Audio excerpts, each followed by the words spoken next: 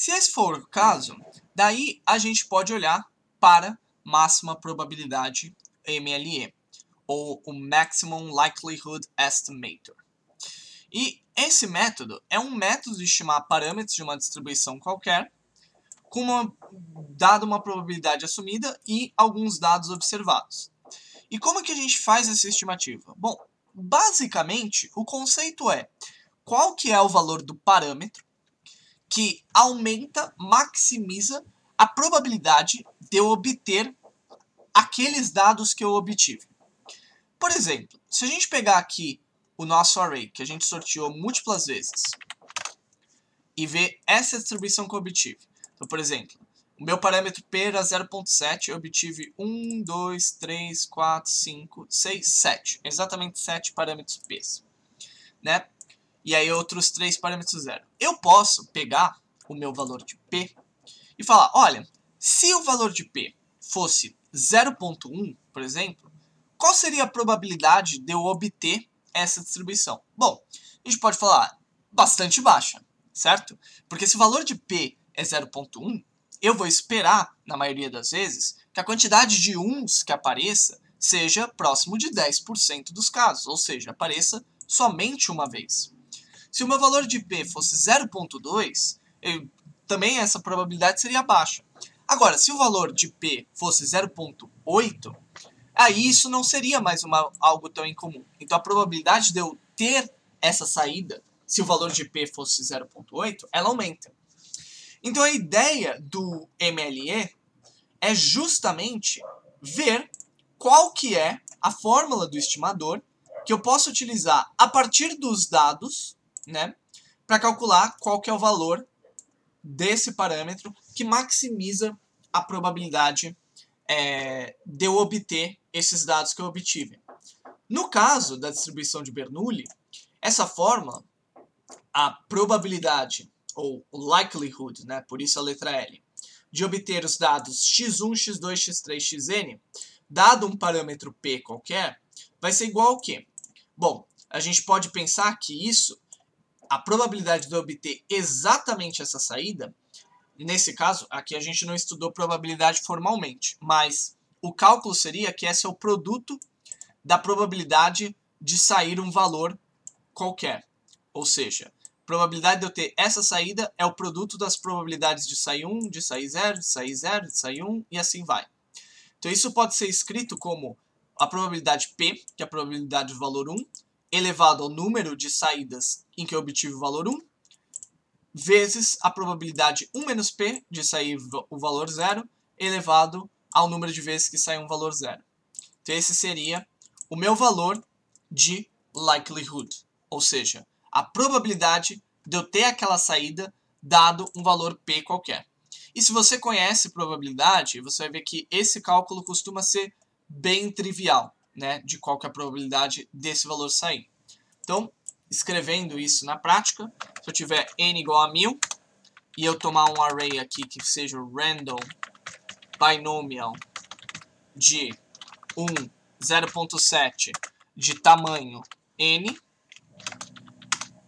eu posso vir aqui e calcular a minha likelihood. E aí, o cálculo da minha likelihood vai ser o quê?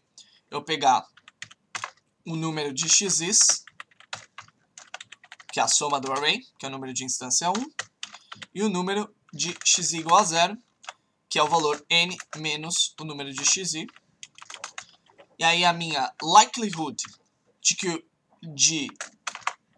por exemplo, da probabilidade de obter esses dados, dado que o valor de P é meio, vai ser 0.5 elevado a sxi vezes 1 menos 0.5 elevado a n sxi. E eu posso imprimir a probabilidade de obter esses dados, dado que o valor de P é 0.5. Eu poderia fazer isso aqui, por exemplo, com 0.7 e 0.8, digamos. Então aqui eu troco por 0.7, aqui eu troco por 0.7, aqui eu troco por 0.7, aqui eu troco por 0.8, e aqui faltou um igual, né? Igual, igual, igual, e aqui é 0.8. Opa, e aqui é 0.8. Então, se a gente olhar, a probabilidade de sair esses números qualquer, ela é muito baixa, né? Porque eu tenho 1000 sorteios, então a probabilidade de eu ter um sorteio extremamente particular vai ser um número muito, muito baixo. Mas veja que a probabilidade de eu ter esse sorteio, supondo que o valor de P seja 0.7, ele é significativamente maior, e aqui a gente estava falando, lembra que isso aqui está elevado a 10 elevado a menos 270. Então a gente está falando na ordem de 100 vezes, 200 vezes, 100, não, mais, 1000 vezes maior do que essas outras probabilidades que estão aqui, né? Então, portanto, né, o valor de 0.7, nesse caso, é o valor que tem a maior probabilidade de ser o valor real da minha distribuição. Então, agora que a gente entende a função de likelihood, e a gente consegue derivar qual seria o valor de MLE.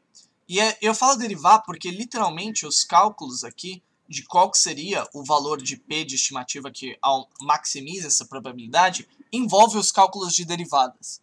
Mas, se a gente fosse pesquisar isso na internet e procurar, olha, qual que é o estimativa MLE para determinadas distribuições qualquer, eu chegaria nos valores que estão apresentados aqui. Né? Então, para o caso de Bernoulli, o estimador de MLE é aquele mesmo estimador de média que a gente viu no começo, que é a média de Xn. Para uma distribuição de Poisson, que é algo totalmente diferente, né? Também vai ser a média de Xn. Para uma distribuição normal, vai ser também a média do valor de x e o desvio padrão do valor de x, porque a distribuição normal tem dois parâmetros. Então não basta só estimar a média, eu preciso também estimar a variância. Né? Então, se eu pegar a média da amostra e a variância da amostra, isso seria o mesmo estimador que maximiza a probabilidade, o likelihood de eu obter determinados dados. E é claro, existem muitos outros métodos de estimativa, fora o MLE, como os métodos de momentos e estimativa M, que nos permite chegar em maneiras distintas de aproximar os mesmos parâmetros da função. Só que a gente não vai ter isso aqui, nesse primeiro momento. A gente não vai olhar para esses outros métodos de estimativa, a gente vai olhar para o MLE porque ele é de longe o mais relevante. Mas, até agora, a gente viu tudo isso, tipo, tendo esse monte de conceito matemático envolvido nesses cálculos, e muitas vezes determinadas premissas relacionadas às características da distribuição e tudo mais. E aí você deve estar se perguntando, e se eu não tivesse esse conhecimento matemático, como talvez você não tenha? Será que eu consigo chegar em cálculos de estimativa da mesma maneira